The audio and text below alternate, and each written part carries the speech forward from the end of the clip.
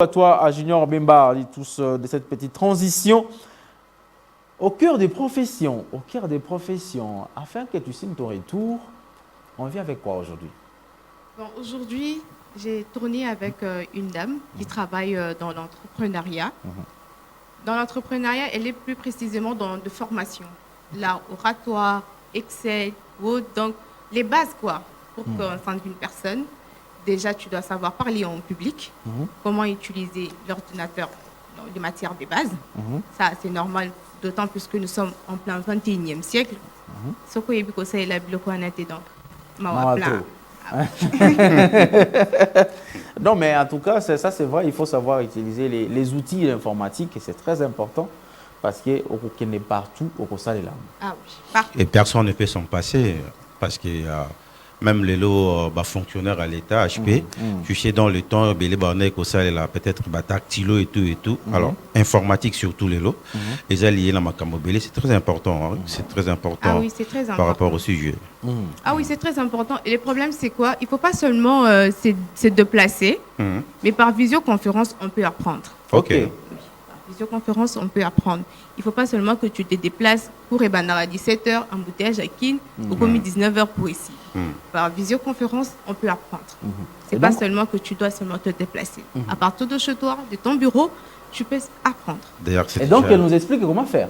Oui. On va la suivre? Oui, on va la suivre. Alors, on suit alors madame, elle s'appelle madame? Madame Priska Matadi. Madame Priska Matadi. On va suivre madame Priska Matadi et on se retrouve tout juste après.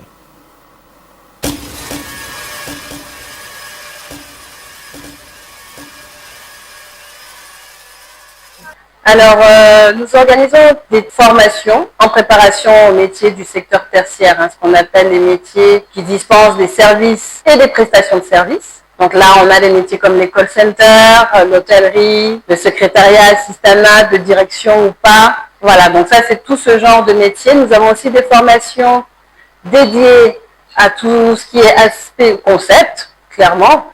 Je parle là de la relation client, je parle de l'art oratoire, je parle du management et leadership. Et puis, nous avons des formations plutôt à caractère technique. Et là, on est surtout sur tout ce qui est linguistique, avec des remises à niveau français, espagnol, anglais. De la bureautique, éventuellement, tout ce qui est Word, Excel, PowerPoint, parce qu'il faut se mettre à la page par rapport à l'ère numérique. Alors, la différence, c'est que là, on va être sur de l'outil palpable. Quand je parle de technique, c'est vraiment en utilisant un ordinateur, un téléphone, des logiciels. Donc tout ce qui se touche, en fait. C'est de là qu'on parle de formation à caractère technique. Donc contrairement aux autres formations qui ont plus une typologie de formation à caractère intellectuel. Nous avons une équipe, moi je forme essentiellement toute la partie formation au métier du secteur tertiaire. Et puis, sur la partie concept, nous avons Maître Matadi qui intervient pour tout ce qui est art oratoire, art de la persuasion et toutes les formations qui sont dans ce type de domaine. Et ensuite, sur la partie bureautique, j'interviens aussi, étant donné que c'est clairement le cœur de mon métier de base, quoi. Oui, alors PM Formation est un centre de formation professionnelle qui s'adresse à des particuliers, tout comme à des entreprises ou même à des institutions. Alors, les formations peuvent se faire en présentiel ou à distance, de manière individuelle ou collective. Donc, forcément, il y a la question de locaux pour pouvoir dispenser ces formations. Alors, pour identifier les besoins en formation, tout d'abord, quand une personne cherche à se former, je vais d'abord lui envoyer un formulaire qui va reprendre un peu toutes ses données. Son nom, son prénom, son numéro de téléphone, toute la base contact. Et ensuite, je vais lui poser les questions types concernant sa motivation. Le pousser à se poser la question pour quelle raison tu veux suivre cette formation et pas une autre. À partir de là, une fois que j'ai réceptionné le formulaire, un rendez-vous découverte est prévu avec le candidat potentiel.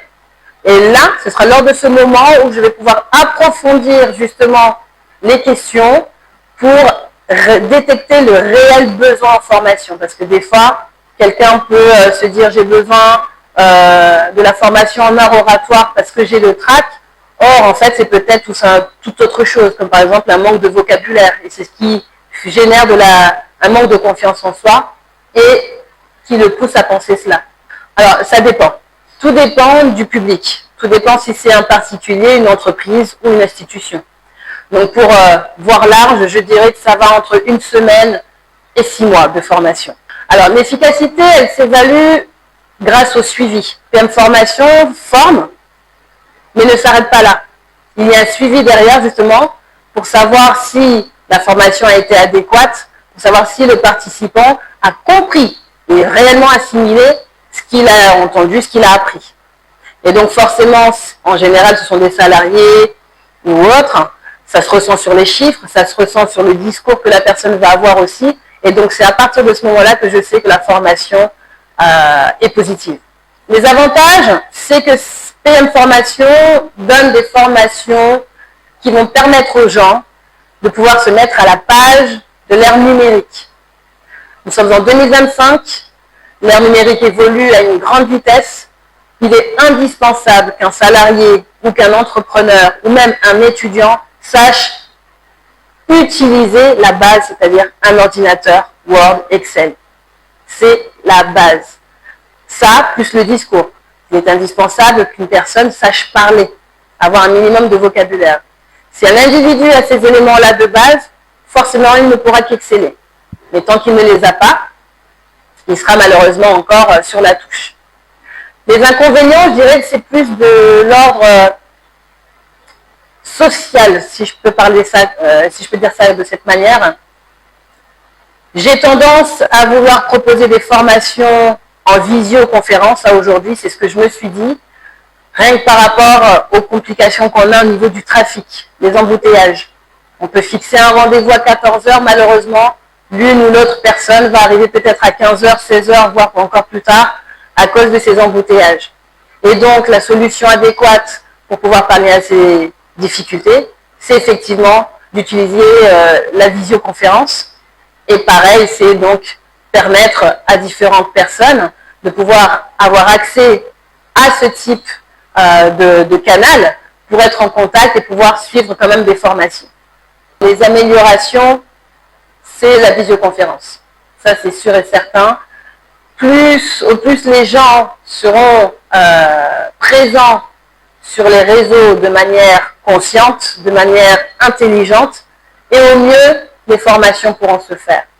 Maintenant, c'est vrai qu'il y a aussi un décalage à aujourd'hui parce que si je prends par exemple l'exemple des particuliers, ils ont besoin que le formateur soit présent à leur côté pour pouvoir les guider sur les différentes thématiques de la formation. C'est un réel besoin.